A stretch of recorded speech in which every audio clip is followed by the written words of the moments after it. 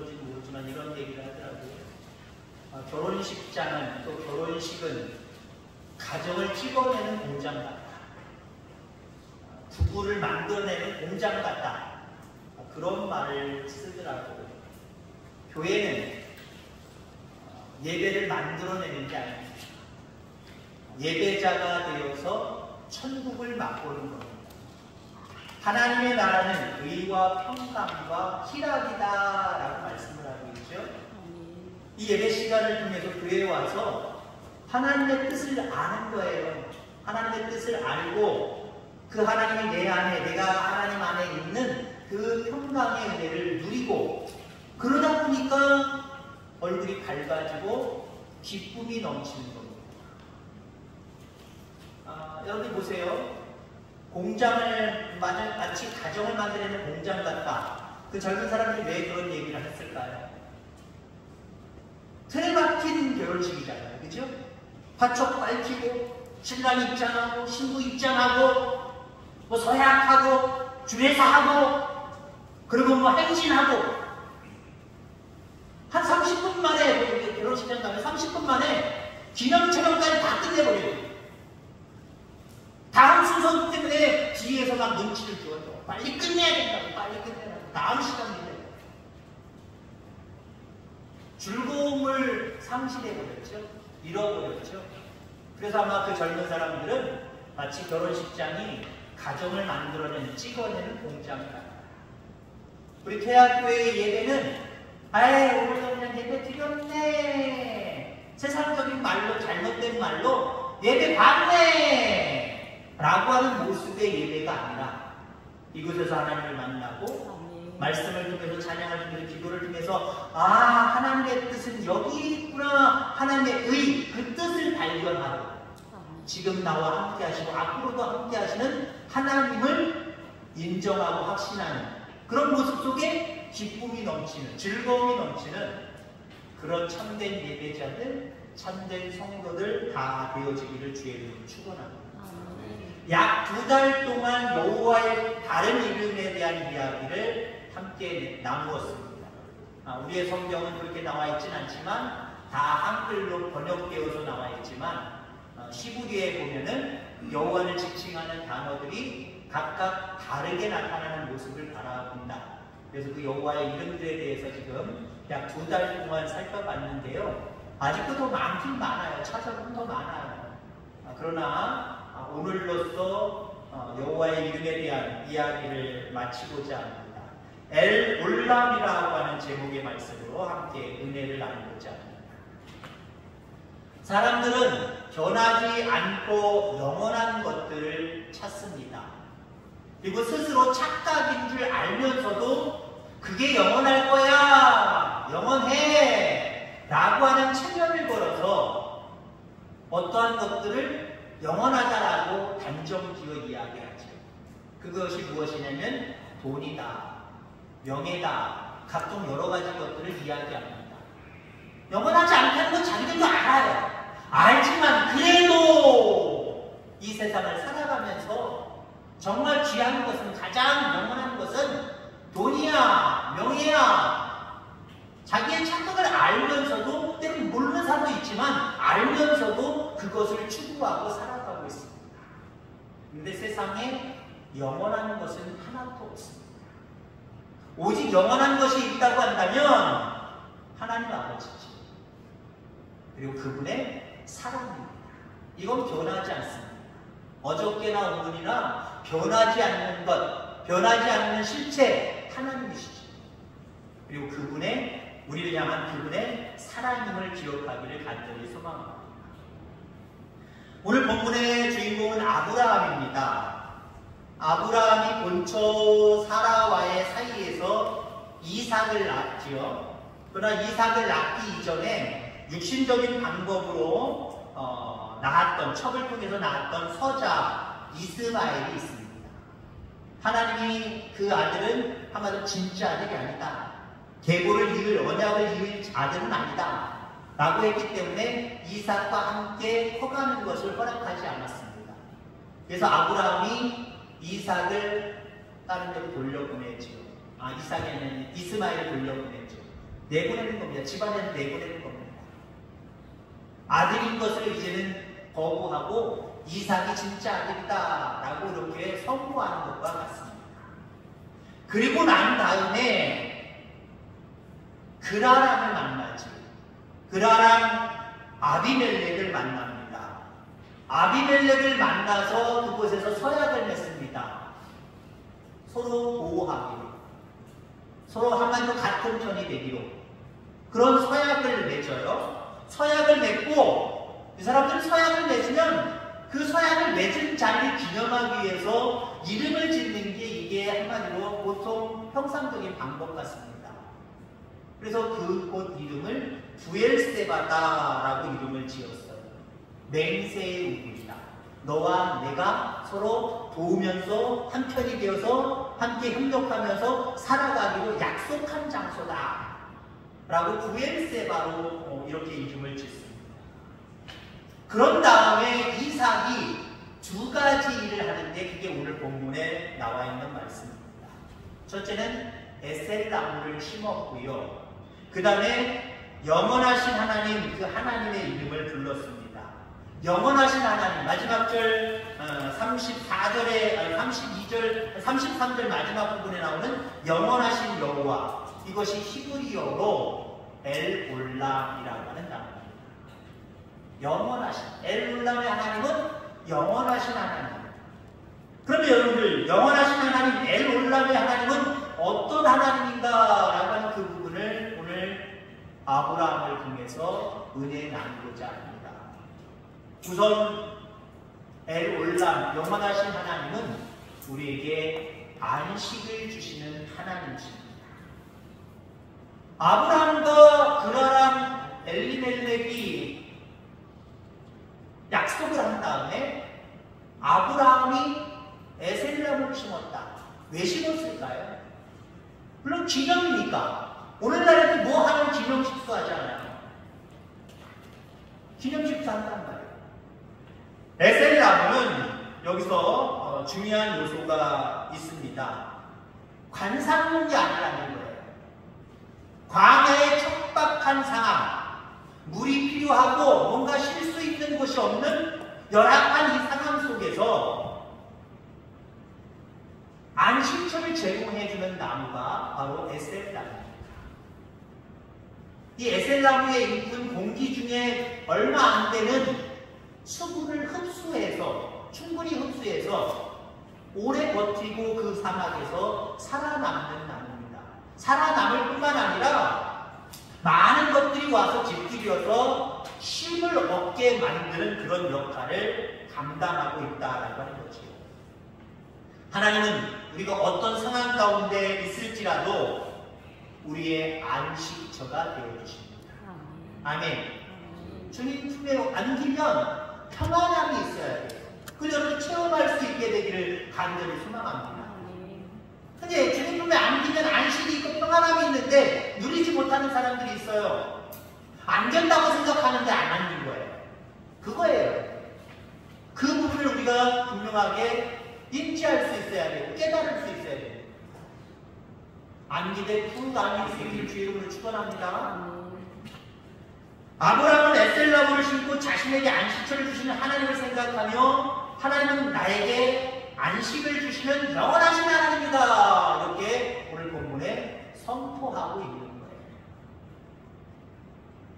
지금도 하나님을 바라보고 하나님의 이름을 부르면 우리에게도 에셀나무의 은혜, 안식의 은혜가 우리에게 임하는 줄 분명히 믿습니다.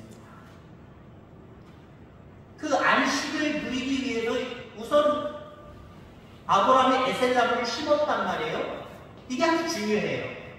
에셀나무를 안 심었는데 하나님이 안식을 주셨더라. 그것도 가능해요. 그렇죠? 불가능한 건 아니에요. 하나님 능치 못함이 없는데 그 가능하죠, 당연히. 그런데 에셀나무를 주셨고 그 나무로 인하여서 안식을 주셨다. 쉴 수 있는 모습을 주셨다. 이게 대단히 중요한데요. 그렇기 때문에 우리도 이 땅에 살아가면서 이따 말씀드리겠습니다. 상징적으로 우리 또한 에셀나무를 아브라함처럼 심어야 됩니다. 그걸 심을 때 그 심은 나무를 통해서 우리가 안식을 누리는 거예요. 그럼 하나님이 안 주신 거네요? 에셀나무가 준 거네요? 그렇게 따지면 안 돼요. 하나님의 은혜는 나에게 직접적으로 임하기도 하지만, 내가 아무것도 안 해도 임하기도 하지만, 대부분의 경우는요, 어떤 것들을 통해서 우리에게 은혜를 주실 때가 있다는 거죠. 에셀나무를 심어야 그 에셀나무를 통해서 우리에게 은혜를 주신다. 그렇다고 한다면 우리는 이 땅에 살아가면서 에셀나무를 반드시 심어야 된다라고 하는 겁니다. 그럼 평안과 안식은 깊은 관계가 있습니다. 에셀나무를 심어도 평안하지 않으면 안식을 누릴 수 없다라고 하는 거예요. 우리가 아무리 뭔가를 열심히 해도 그 일을 이루시는 이는 하나님이십니다. 에셀나무를 만약에 10그루를 심었다고 해도 하나님이 평안을 주시지 않으면 그 아래에서 우리는 안식을 누릴 수가 없습니다. 그러나 그렇다고 에셀나무를 심는 일을 포기해서는 안 된다라고 하는 거죠. 왜냐하면 하나님이 평안을 주시는 것은 바로 그 에셀나무를 통해서 우리에게 주시기 때문에 그렇다라고 하는 겁니다. 자, 그러면 우리가 심어야 될 에셀나무, 반드시 심고 가꿔야 될 에셀나무 무엇일까요? 뭐 여러 가지를 이야기할 수 있습니다. 그런데 저는 오늘 시간에 3가지만 얘기하려고 합니다. 우선 가정이라는 에셀나무. 여러분 가정에서 평안을 누립니까? 안식을 누립니까?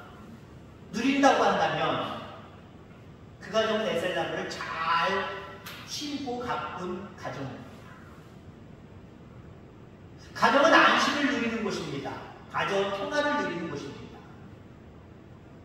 많은 어떤 이단들이나 이런 데 보세요. 가정을 거의 버리잖아요. 가정 속에서 때우고 아니면 이 사람들이 가정을 버리고 이곳으로 들어와 버리잖아요. 자기들이 착각하고 있는 진짜 하나님은 아니죠. 그 하나님은 우리가 믿는 하나님은 아니에요. 자기들이 생각하는 그 하나님만을 위해서 가정은 헌신짝처럼 버리는 것이 요즘의 이단들의 어떤 형태들입니다. 가정 중요해요. 왜냐하면 하나님이 인간을 창조하시고 어쩌면 가장 먼저 우리에게 주신 축복 중에 하나가, 복 중에 하나가 가정입니다. 다짐하고 기도하지만 실질적으로 교회에서 실질적으로 삶의 자리에 나가서 하나님 말씀대로 순종 잘하고 살아가느냐, 그건 여러분들 스스로에게 물어보시길 바랍니다.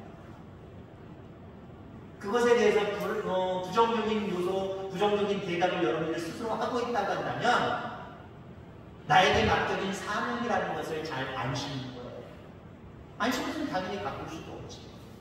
그것이 자라서 나에게 영향을 끼칠 정도의 모습이 돼야 됩니다. 우리 때로는 내가 해서 내가 안식을 누려야 되겠다라고 하는 일들이 있고 하나님이 내게 주신 사명이 있단 말이에요.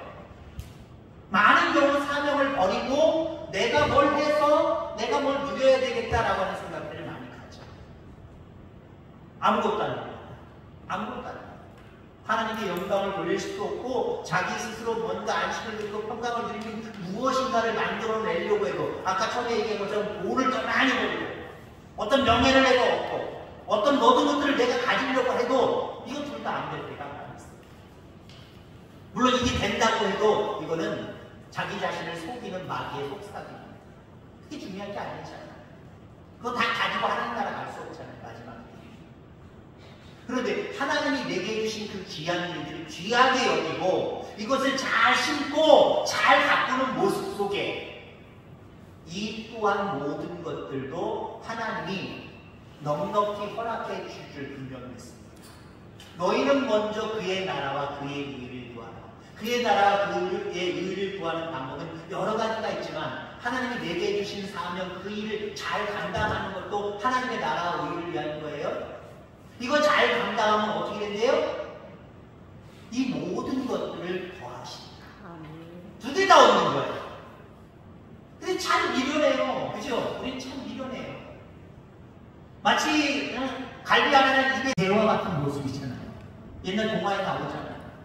어디서 살점이 많이 붙고 그냥 갈비 하나를 딱 물고 신나가지고 어디 가서 혼자 먹자 하고 숨겨서 먹자 하고 돌다리를 건너는데 그 돌다리 밑에 시냇물에 뭐가 비쳐요? 자기 모습이 비치잖아요. 자기 모습이 비치니까 자기인 줄 아나요? 우리는 알겠지만 개니까 머리가 짧으니까 생각을 못하니까 자기라고 생각 못하는 거예요. 어떤 개가 야 맛있는 걸 물고 가네?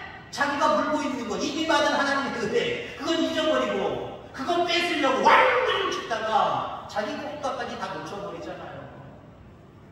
할 것까지 놓쳐버리잖아요. 보니까 그 속에 있는 개고 지껏 놓쳐버리고 자기를 쳐다보고 있잖아요. 둘이 멀쩡 쳐다보다가 그냥 돌아갔답니다. 제가 다음 얘기를 지어놓은 거예요. 그러니까 얼마나 허무할까, 얼마나 허무할까. 하나님이 내게 주신 사명, 그 일들 잘 심고 가꿀 수 있는 저와 여러분들 되셔서 가정을 통해서, 교회를 통해서, 나의 사명을 통해서 여러분 하나님이 주시는 그 안식을 충만히 누리는 저와 여러분들 다 되어지기를 주의 이름으로 축원합니다. 자, 그다음에 또 영원하신 하나님, 엘 올람의 하나님은 어떤 하나님인가? 변함없이 나와 함께 하시는 하나님. 하나님이 영원한데 나와 함께 하시지 않고 나와 무관하다. 이건 불행이에요. 영원하신 하나님이 나와 함께 해주신다? 얼마나 큰 복입니까? 그래서 우리는 복받은 사람들이에요. 이미 복받은 사람들이고 앞으로도 영원한 생각이 있으면 이것 때문에 자살하고 낙심하고 불평불만하지 마시기 바랍니다. 이미 큰 은혜, 나와 함께 하시는 은혜를 받았으니 앞으로는 영원히 하나님 나라에서 같이 살 것 아니에요. 그 은혜를 바라보는 모습으로 살아갈 때 우리의 현실 속에서 나와 함께 하시는, 나와 함께 일하시는 하나님을 발견하게 될 줄 분명히 있습니다. 창세기 21장 22절에 보면 그때 아비멜렉과 그 군대 장관 비골이 아브라함에게 말하여 이르되 내가 무슨 일을 하든지 하나님이 너와 함께 계시도다 라고 이렇게 말하고 있습니다.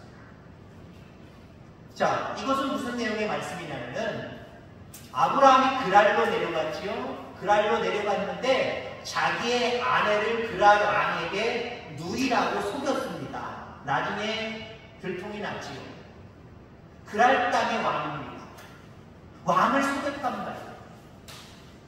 왕을 속이면 여러분들 어떤 거를 받습니까? 이건 우리가 뭐 단순히 간단하게 상상할 수 있지요. 근데 그랄 왕이 아브라함에 대해서 아무 책망을 하지 않아요. 죄값을 물으지도 않아요. 야, 너 그냥 가. 네 아내들이 그냥 여기서 나가. 라고 이야기합니다. 근데 제가 읽어드렸던 창세기 21장 22절의 말씀은 하나님이 너와 함께 계시도다. 내가 너를 벌주고 싶지만 나를 속였기 때문에 내가 너에게 죄값을 묻고 싶지만 가만히 너를 보니까 네가 나를 속였을지언정 하나님이 너와 함께 하시는 모습이 내 눈에 보였어. 그래서 내가 너를 어떻게 죽일 수도 없고 때릴 수도 없고 어떻게 할 수가 없어. 너와 함께 하시는 하나님이 내가 무서워서 내 죄를 사하노라. 그랬다는 거예요. 여러분 하나님이 여러분들과 함께 하시는 모습 여러분들이 먼저 확신하셔야 되고요. 여러분들만 확신해서 될 일이 아니라는 거죠. 이건 어쩌면 세뇌되어질 수도 있어요. 하나님 나와 함께 하신다. 하나님 나와 함께 하신다. 왜 지금 하나님이 나와 함께 하고 계셔? 어떤 목사님, 과거 목사님들은 아직 안 믿어져. 믿습니까? 하나님 여러분과 함께 하시면 믿습니까? 그럼 크게 대답해야 됩니다. 작게 대답하면 혼났어요. 믿음이 좋은 자들아 혼났다는 그럼 더 크게 확실하게 아멘! 그러면 하나님 나와 함께 하십니까? 남들을 통해서 하나님이 함께 하시는 모습까지 비춰진다면 얼마나 좋겠습니까? 나는 하나님 나와 함께 하시고 남들이 인정하지 말든 하나님 나와 함께 하시고 물론 이것도 귀한 믿음이지만 여기에 덧붙여서 안 믿는 사람들조차도 야, 저 사람 믿는 사람 맞아.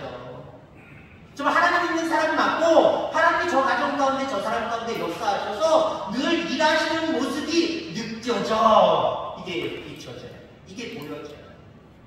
그러기 위해서 더욱더 하나님 앞에 한 걸음 더 나아갈 수 있는 저와 여러분들 다 되기를 주의 이름으로 축원합니다.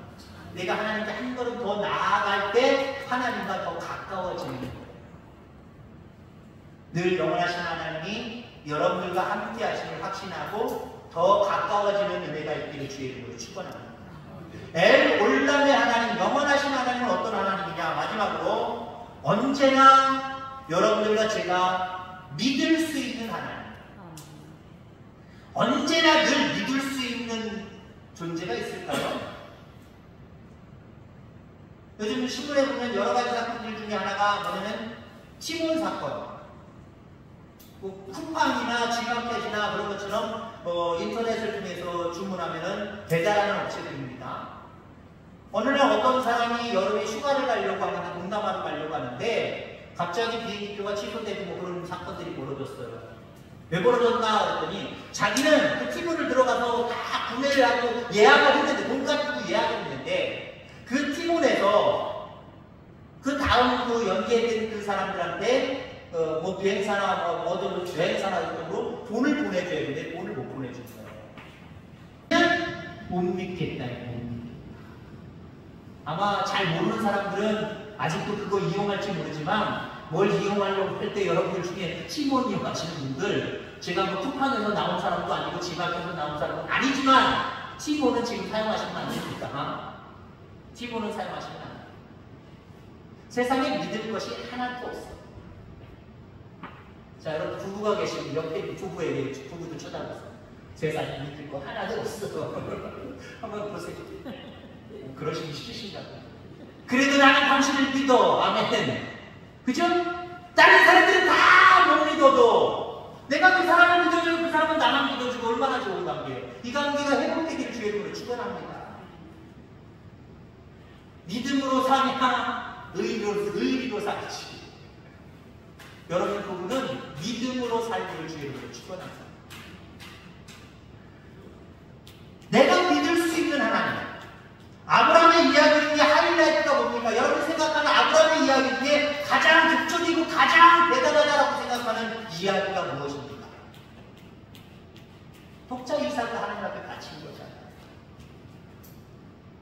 하나님 앞에 번제물로 드려라! 라고 하는 그 명령 앞에 아브라함은 주저하지도 않았어요. 그 명령을 받은 날, 그 다음 새벽부터 움직이기 시작을 해서 하나님이 약속하신, 말씀하신 모리아산에 올라가서 이삭을 번제물로 드립니다. 한마디로 죽인다는 거죠.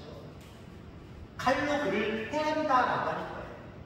아브라함이 이렇게 이삭을 번제로 드릴 수 있는 일들, 이것들이 어떻게 가능했을까요? 히브리서 11장 17절에 보면 아브라함은 시험을 받을 때에 믿음으로 이삭을 드렸더니 그가 하나님이 이삭을 죽을 자 가운데서 다시 살리실 줄로 생각한지라. 아멘. 내가 이렇게 하나님 앞에 바치지만 드리지만 하나님이 결국 죽이게 하시지 않거나 내가 죽일지라도 하나님은 다시 살릴 수 있는 분이다. 이건 죽이면 살릴 수 있는 분이다. 요건 가능하죠. 내가 이 사람한테 100만 원 빌려주면 이 사람은 당연히 나한테 갚을 사람이다. 요건 가능하죠. 근데 여러분들 생긴 걸요. 생명을 죽이는 거예요. 아직 지금 예수님이 2000년 전에 60년으로 오셔서 죽었다가 3일 만에 부활하셨잖아요. 그 사건이 있은 다음에 아브라함의 이야기가 있다고 한다면 아브라함이 그렇게 믿을 수도 있어요. 근데 죽었다가 다시 살아난 사람이 성경의 역사 가운데, 인류의 역사 가운데 아브라함 이전에 없었단 말이죠. 사람이 죽으면 끝난 거예요. 더 이상 손을 써봐야 소용이 없는 거예요. 근데 아브라함이 나의 하나님, 그 하나님은 영원하신 하나님인데 그 영원하신 하나님은 내가 이 아들을 죽여도 믿을 수 있는 하나님이다. 여기까지 믿는 거죠. 여기까지 생각한 거죠. 그래서 영원하신 하나님 앞에 이런 믿음을 가질 수 있기를 간절히 소망합니다. 한번 믿어볼까? 의문점 가지고 믿는 신앙이 아니기를 간절히 소망합니다. 더 열심히 해볼까? 어느 정도 더 믿어볼까? 이것 가지고 영원하신 하나님의 모습, 미리 준비하시고 우리 가운데 베푸시는 그 복, 거기까지 갈 수가 없어요. 거기까지 갈 수가 없어요. 아, 그렇구나. 내가 세상에 다른 것들 의지하고 살아갈 것이 아니라 정말 믿을 만한, 오직 유일하신 믿을 만한 그 한 분, 하나님만을 내가 의지하고 살아가야 돼요. 에롤람의 하나님만을 의지하고 살아가야 되겠다. 이렇게 결정하고 살아가는 저와 여러분들 다 되기를 주의 이름으로 축원합니다. 엘올람, 영원하신 하나님을 바라보며 살아가시기를 바랍니다. 우리 하나님은 영원하신 하나님, 어저께나 오늘이나 앞으로나 변함없는 그 놀라우신 하나님입니다. 이 하나님을 절대적으로 의지, 그분과 영원토록 함께 할 수 있는 저와 여러분들 다 되어지기를 주의 이름으로 축원합니다. 기도하겠습니다.